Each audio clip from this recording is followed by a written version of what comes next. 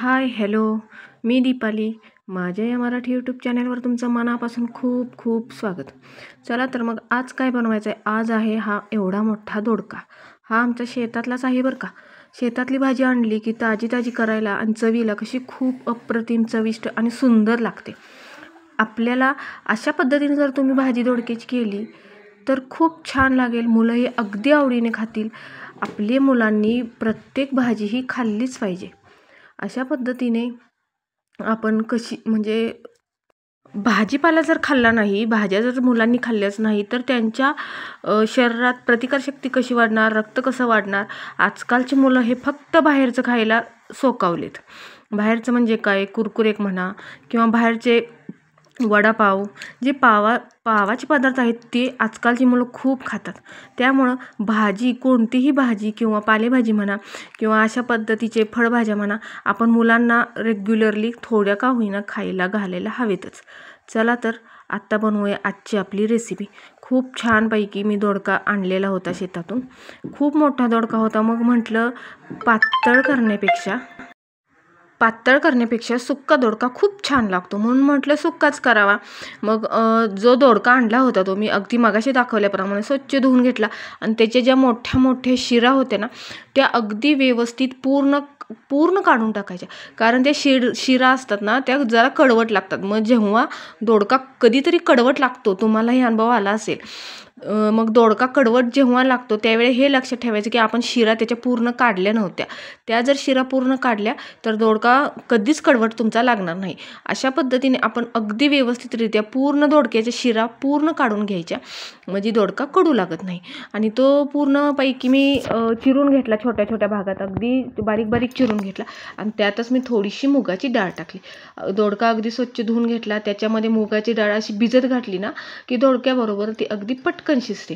नाहीतर काय होतं, जर मुगाची डाळ आपण डायरेक्ट टाकली तर ती शिजायला कमी पडते, थोडीफार कमी होते, ती शिजत नाही आणि कचकच अशी लागते. म्हणून ती जर आपण थोडी वेळ भिजत घातली तर खूप चांगल्या प्रकारे ती शिजते. मग एका कढईत आपण थोडंसं तेल टाकून घेतलं होतं. त्याच्यावरती आपण थोडेसे जिरे टाकले, कढीपत्ता टाकला, कांदा चिरून टाकला आणि तो अगदी छानरीते मंद आचेवर असा लाल होईपर्यंत भाजला. अशा पद्धतीने जर कांदा भाजला, एकदम फास्ट कांदा भाजायचा नाही, कारण तो व्यवस्थित भाजतोच असं नाहीये. मग त्यात कधीतरी गडबड होते. मग अशा रीतीने आपण थोडंसं तेल टाकलं होतं, त्यात कांदा वगैरे टाकला होता. छानपैकी आता आपण भाजत आहोत, पाहू शकता तुम्ही. अगदी जास्त वेळ असं हलवत राहायचं, नाहीतर कदाचित खाली करपण्याच्या शक्यता जरा जास्त असते. त्यामुळे थोडं असं हलवत राहायचं.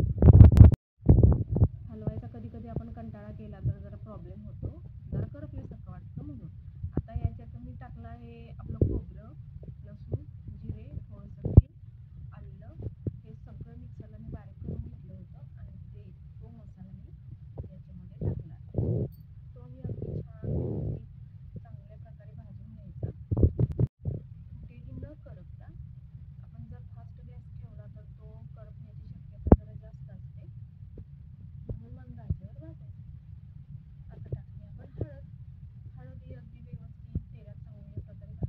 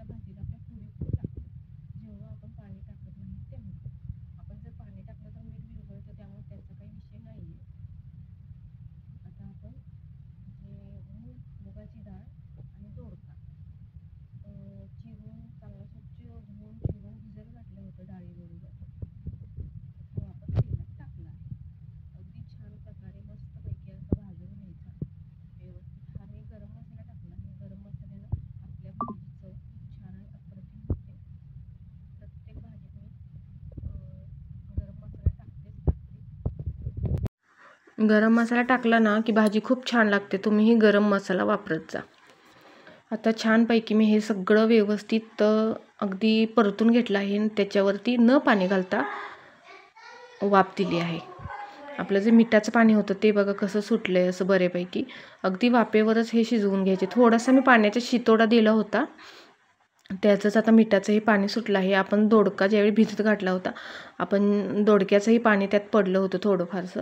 अगदी जास्त पाणी टाकायचं नाही, नाहीतर आपले चव जरा कमी होते दोडक्याची. अशा रीतीने छानपैकी असा वाफेवरतीच आपला दोडका शिजवून घ्यायचा. खूप छान आणि खूप टेस्टी असा हा दोडका लागतो. पातळ भाजी करण्यापेक्षा हा छानपैकी असा दोडका असा बनवून घ्यायचा. पाहू शकता तुम्ही. असं कुठं तर गॅस जर आपला जरा फास्ट झाला तर थोडंसं लागल्यासारखं होतंय, म्हणून अगदी कमी गॅसवरच हा दोडका आपण बनवायचा, नाहीतर तो खाली करपतो. खूप छान खूप टेस्टी अशी ही रेसिपी होते. आणि माझ्या चॅनेलवर तुम्हाला रेसिपीज बघायला मिळतील, खूप साऱ्या आपल्या मराठी रेसिपीज बघायला मिळतील, टेस्टी अशा. माझ्या चॅनेलवर जर नवीन असाल तर प्लीज सबस्क्राईब करा, लाईक करा, शेअर पण करा. आपल्या मराठी गृहिणीनं एक चालू केलं आहे चॅनेल, प्लीज सपोर्ट करा. पाहू शकता आपला दोडका आपण काढून घेतला आहे एका छोट्या बाउलमध्ये. खूप छान आणि खूप टेस्टी असा हा झाला होता दोडका. पाहू शकता तुम्ही. अशी अगदी छोटीशी कमी साहित्यात होणारी ही रेसिपी आहे. तुम्ही घरी एकदा नक्की ट्राय करा. तुमच्या घरच्यांना, तुम्हा सर्वांना नक्कीच आवडेल. Okay, bye.